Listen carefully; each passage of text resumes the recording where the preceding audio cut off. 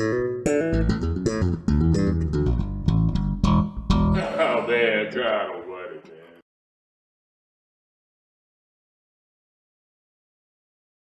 How's everyone doing?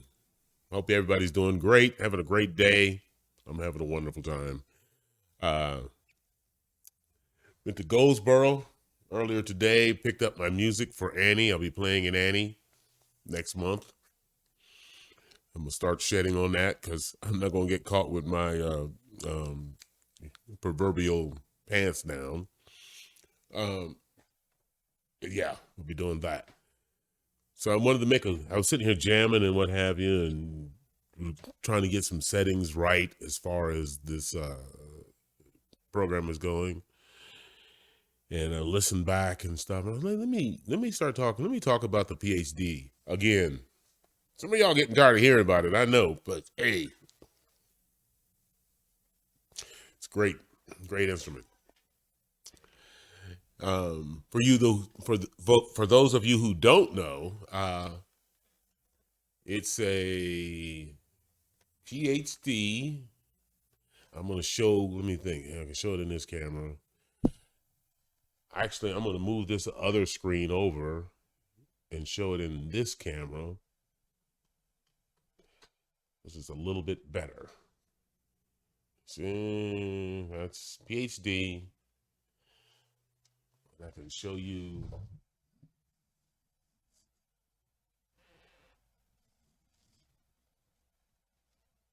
what I'm working with. I really want you to see the flame in that neck. That's a roasted maple neck. So the specs are, um, as follow. So what I got here is a short scale. It's a 33-inch scale length, fretless. It's Buckeye burl top. Like I said, this is for those who haven't seen it. Buckeye burl top, ash body,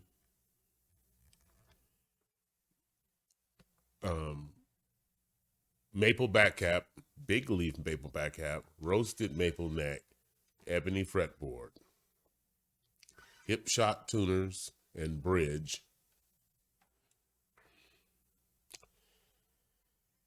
Nordstrom's big split, passive pickups. Yeah. PhD is Peraz Hatcher.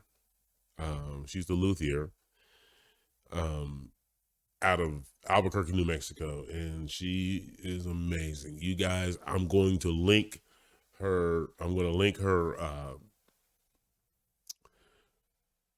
site below in the description, so y'all check it out. Yeah, man, she died. She's an artist, and you know, like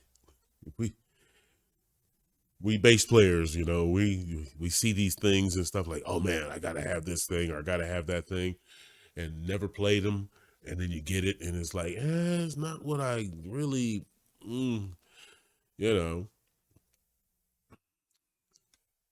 This is really what I expected. It's more than I expected. It's more. It is more. It's amazing. So I made this video. Like I said, I made a video earlier when I first got it.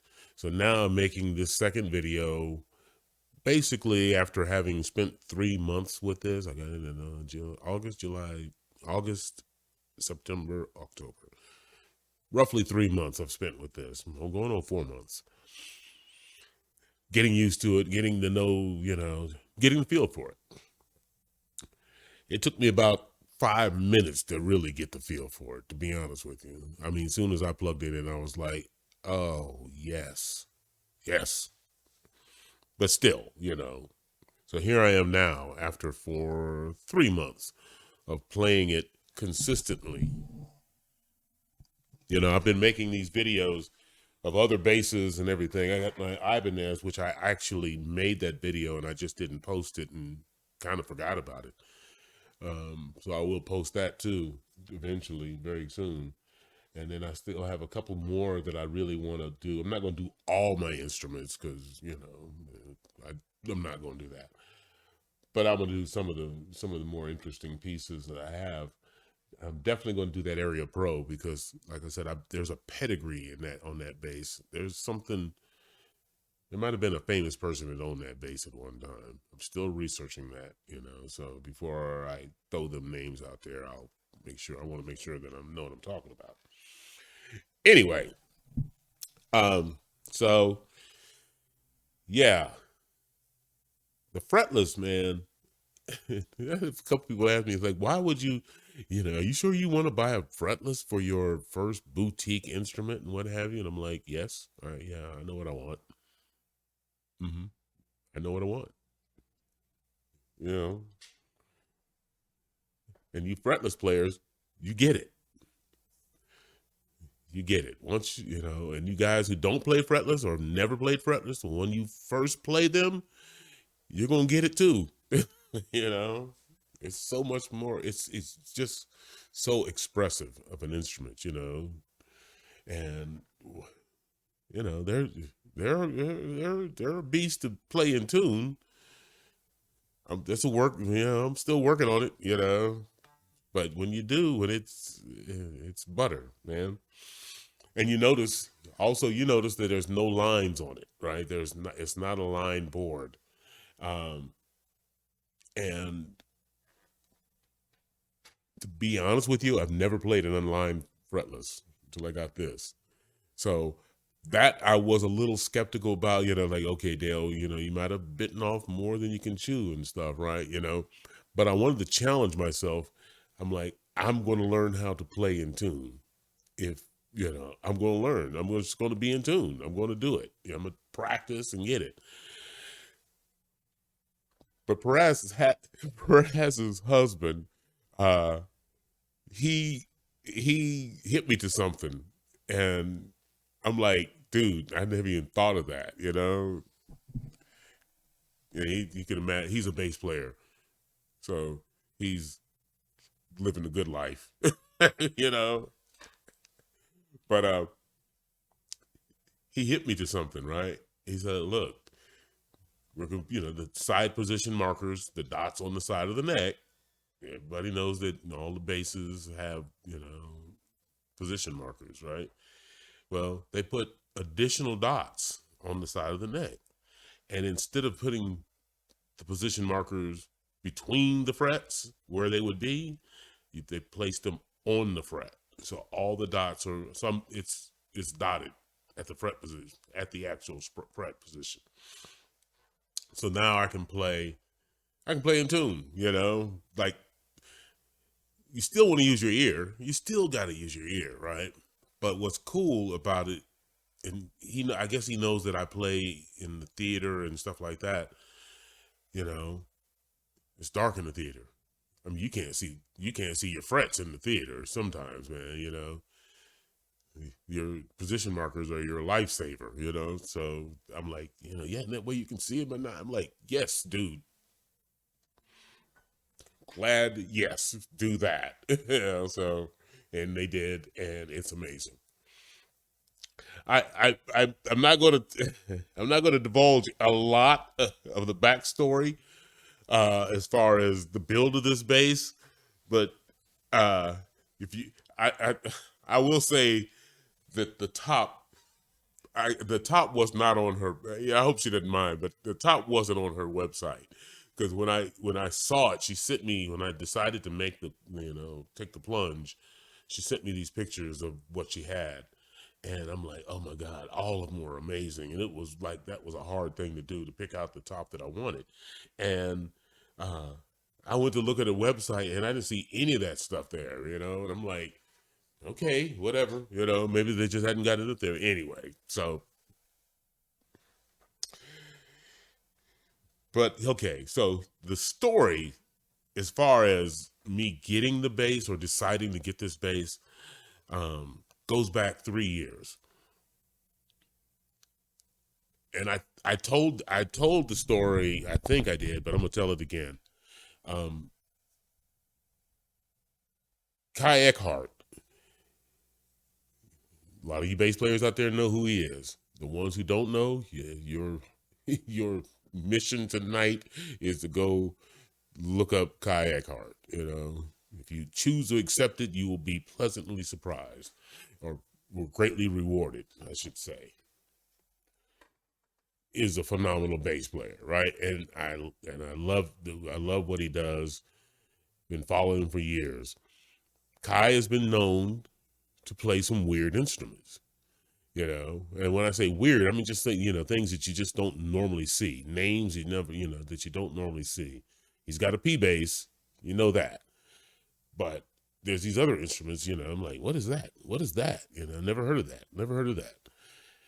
And then he showed up one day and he was playing this short scale. When I showed up, but you know what I'm saying. I saw him and he was playing this short scale instrument, right? And it looked amazing. Of course, he is playing it. His playing is amazing.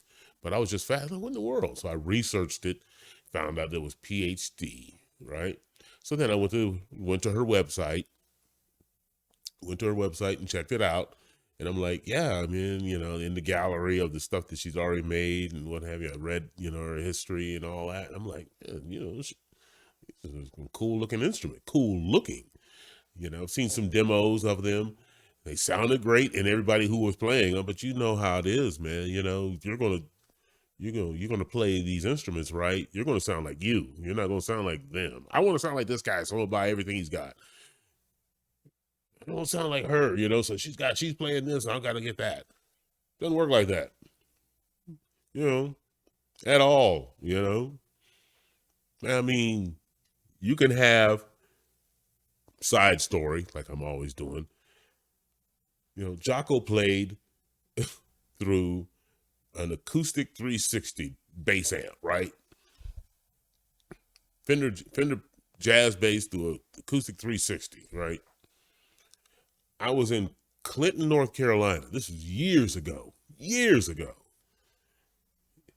when they still had pawn shops. And I was like, I was getting some stuff worked on down there, and there was a pawn shop. And let me go stick my head in there and see what, if there's any hidden gems. And I walked into the back of the room, and there was an acoustic 360 back there, all dirty and dusty and everything. I'm like, oh, wow. There's one. You don't never see these things anymore, right? So, I'm like, man, this thing work? He's like, I don't know. I haven't plugged it in. It's been, those things had 3 foot of dust on it, who knows how long that thing's been there. I was like, can I try to see if it works, This is prior to me, starting to work on electronics and everything, right? So I wasn't working on instruments at the time. Anyway, he plugged it in and it came on. It came on, but it was noisy. Man, that thing was like, it was just raising all kind of hell. And I'm like, yeah, I'm not trying to, how much you want for this thing, It's like $100. I was like, $100? Nah. It's one of those times I'm kicking myself, because the that 360, and it had the cabinet too, the 215 ported, folded cabinet, right? Jocko's rig. That's what he had down there, right, for $100, and like a dummy, I should have bought that thing, but I didn't, because it was making all this noise, and I figured it was going to need a lot of work and everything. Well, I didn't know at the time that that's what they do. They just sound like that, They're just, as Bobby Vega says, right? He's talking about these things and stuff. It's just idling. It's just like a hot rod. You're sitting there at a stoplight. It's idling. When you pump the gas, when you hit the gas, the horsepower comes in and kicks in. Anyway, all right. But the point I was making is, you buy all the equipment that your idols play and everything like that. You're still gonna sound like you. You ain't gonna sound like them. That's how it rolls. That's how it works. So, Kai, but still, he's playing this bass. I'm interested in it. in what I'm reading about it and everything. So then I I I I'm not I can't remember if I messaged her. I think I sent her a message or a comment on a post on Instagram or something like that. Something to the that effect. Um and she immediately hit me back, right? So then uh that was, and I tell you, it's coming up on 4 years actually, because this is when it happened. I went almost 4 years ago in December. It'll be 4 years. I went to Nashville, Tennessee, and I spent the weekend with the Wooten clan. Yeah, that clan. Yes, yes. Joseph, Reggie, Roy, and Victor. You know, if you ask them about it right now, they might not remember it, but I was there for the weekend. You know, I could see some of my bass player people out there going like, "What?" Like, huh? You need to tell that story, you know? Well, anyway, that is a story that I will tell at a later date and time because it deserves its own video.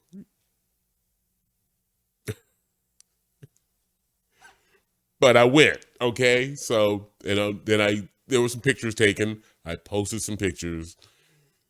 If you look at my Instagram page, you can scroll down. You had to scroll 4 years, but you got to scroll down there and stuff, right? And there's a couple pictures of eating breakfast, pancakes with the Wooten clan. Anyway, so uh, she sent me a message. Uh, she said like, Victor Wooten, huh? I'm like, yeah, yeah, you know. I need to know more. I said, give me a call. And she called me. We started talking about these instruments and stuff, right? So I said all that long drawn out stuff, right, to say that it started about almost 4 years ago now. It'll be 4 years in December that we started talking about this.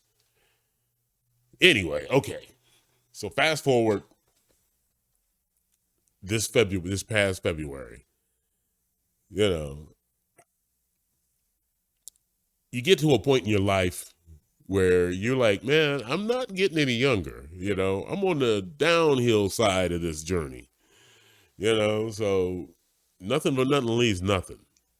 And I've gotten to the point where I just, if I want to do the things that I want to do, I want to do the things that I want to do in all facets of my life, all of them. Uh, there's a line from Ocean's, I think it's Ocean's 12. I can't remember how it's from Ocean's 12. It's Carl Reiner, and if you've seen the movie, uh, they're trying to get this money together, figure out how much money they have. Anyway, long story short, I'm not going to go down all that.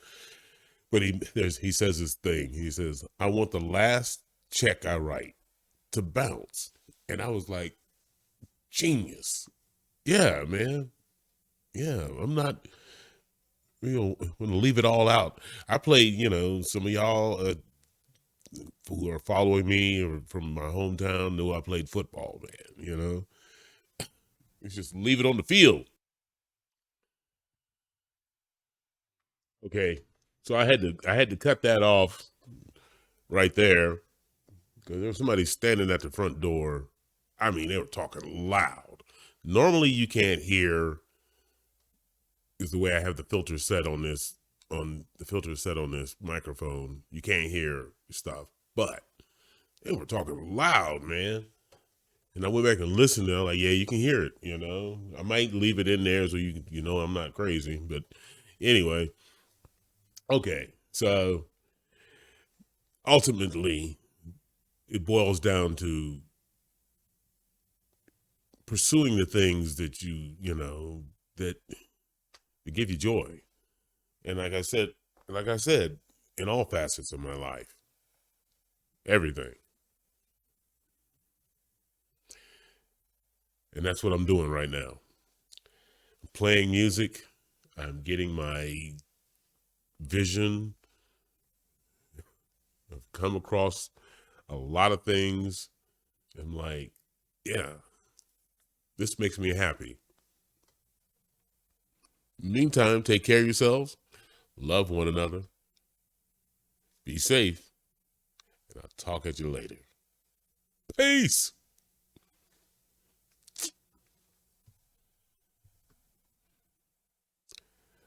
Practice.